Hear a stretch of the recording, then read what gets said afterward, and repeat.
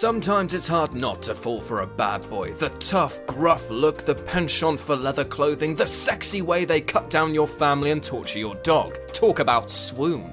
But seriously though, we all love a good villain in video games as it gives us something to bounce off as a player. They keep throwing up obstacles and enemies and we gleefully thank them as we attempt to overcome these trials.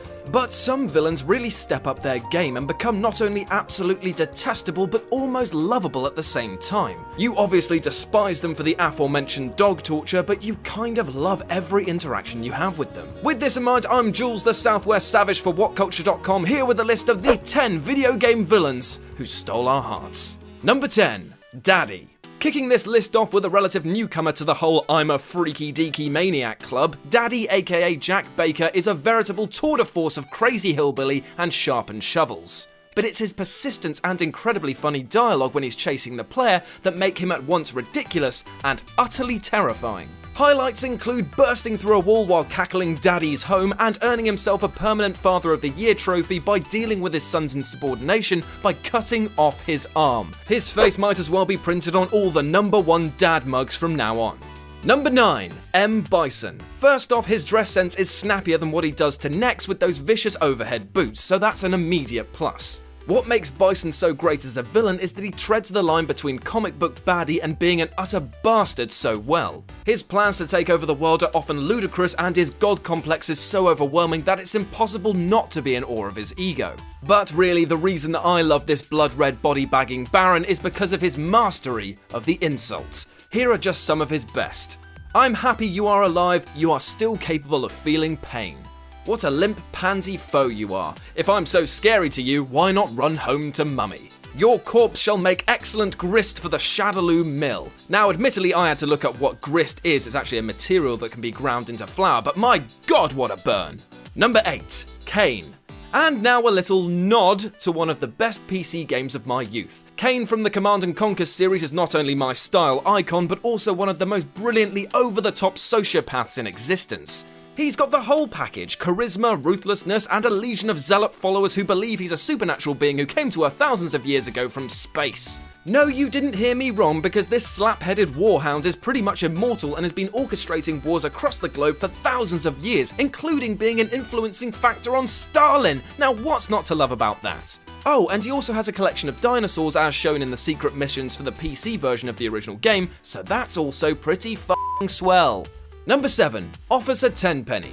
Officer Frank Tenpenny. The name alone should conjure up past memories of how much this guy hounded CJ in Grand Theft Auto San Andreas. One of the most crooked cops in any GTA game, his list of crimes is almost too many to recount. He's akin to a black hole of corruption, pulling in people to work for him as drug smugglers, murderers, and bodies to take the fall for his actions. He's a grade A bona fide scholar of being an utter dick, and he wears this title with pride.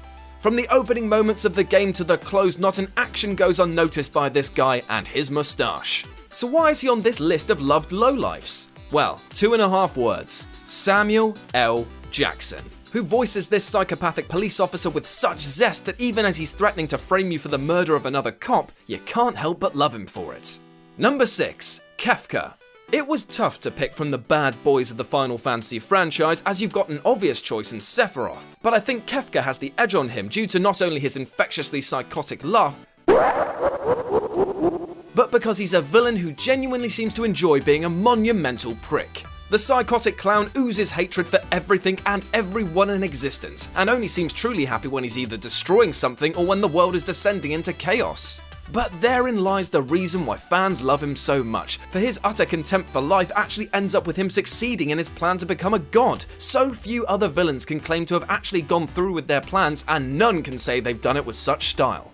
Number 5. GLaDOS. A good sense of humour will get you a long way. For me, it's helped me bed women up and down the whole of England's smallest town's fish and chip shop late last Thursday night. It can also help create a character who will make you piss yourself even as they're feeding you into an open furnace. Enter GLaDOS, a beautiful piece of machinery with a fantastically morose sense of humour. Whether she's making fun of the fact that you're an orphan or sassing you while being mounted to a potato, everything she said is laced with poisonous wit.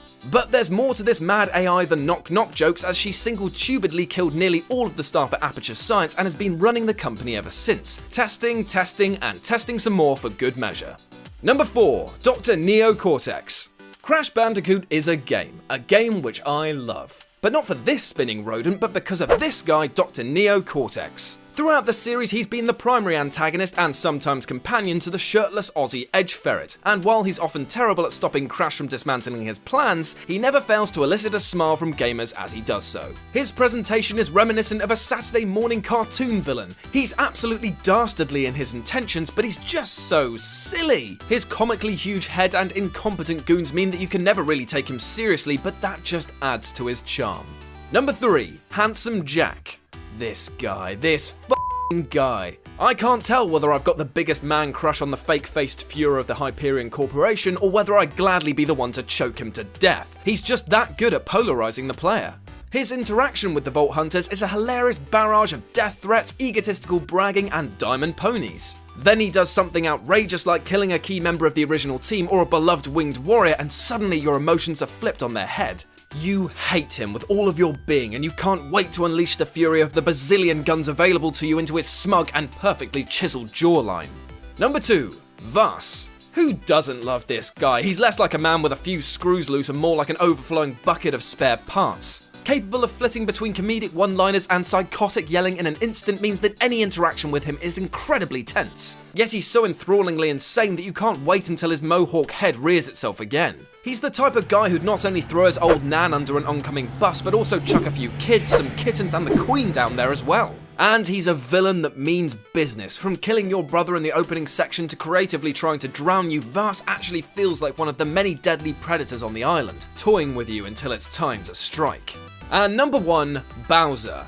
Bowser is the epitome of cool villains, and on paper he really shouldn't be. He's a giant gross turtle, a deadbeat dad, and playing sports with your supposed nemesis does tend to harm your villain cred somewhat. But you know what? He's still so utterly diabolical in his plans to mess up everyone's day that he deservedly sits at the top of this list. In the past, he's turned entire kingdoms into inanimate objects and even went as far as trying to create a whole galaxy in his image. So while despite barely fitting into a go-kart, he's not a chap you want to mess with. He's an absolute goofball with the temper of Peter Austin if he runs out of hobos to stab, and he's just the perfect foil to Mario's goody two-shoes attitude. But if you're not convinced, then I present to you Exhibit A.